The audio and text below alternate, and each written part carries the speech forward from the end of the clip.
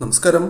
ഏതൊരു ഭക്തനും ഭക്തയ്ക്കും വരാഹി ആരാധനയിലൂടെ അന്ധകാരത്തെ തോൽപ്പിക്കുവാൻ സാധിക്കും. ജീവിതത്തിൽ വന്നു ചേർന്നിരിക്കുന്നതായ നെഗറ്റീവായ ഊർജങ്ങളെ ഒഴിവാക്കി ഉയർച്ചയും സൗഭാഗ്യങ്ങളും നേടിയെടുക്കുവാൻ സാധിക്കും.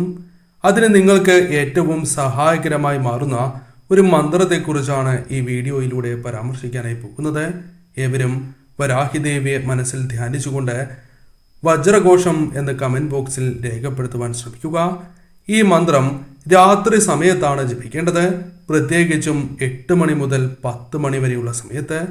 ഈ സമയം നിങ്ങൾ ജപിക്കുന്നത് അതീവ ശുഭകരമാണ്, അല്ലെങ്കിൽ ബ്രാഹ്മമുഹൂർത്തത്തിൽ ജപിക്കുന്നതും വിശേഷമാകുന്നു. ഈ മന്ത്രം 21 തവണ ജപിക്കുക.